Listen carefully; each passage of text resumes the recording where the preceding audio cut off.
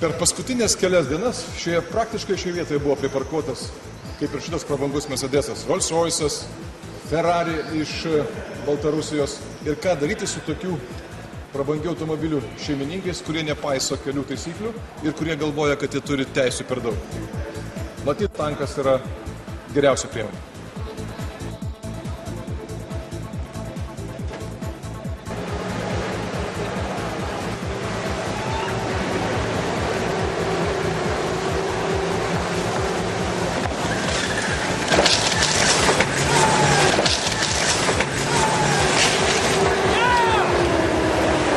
Jeigu automobilis parkuos blogai, bus va taip.